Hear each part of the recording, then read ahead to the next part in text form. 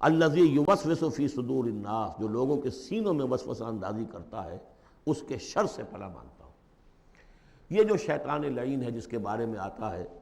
کہ ان الشیطان یجری من الانسان مجری الدم، حضور کی حدیث ہے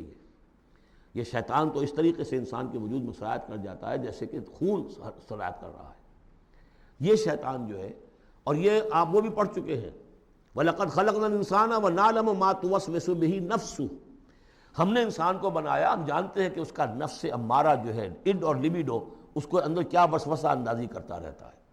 تو شیطان کو بھی کوئی اور اختیار حاصل نہیں ہے، ہمارے اپنے سفلی داعیات، ہمارے جو اینیمل انسٹنکٹس ہیں،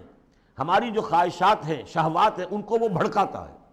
جس کے لیے حدیث میں آتا ہے کہ اس کی تھوتنی جو ہے وہ زمین جو وہ دل کے اوپر ٹکا کر پھونکے مارنی شروع کرتا ہے تاکہ وہ شہوت میں اشتعال پیدا ہو جائے اور سفلی جذبات میں اشتعال پیدا ہو جائے۔ اس کی اس کو اللہ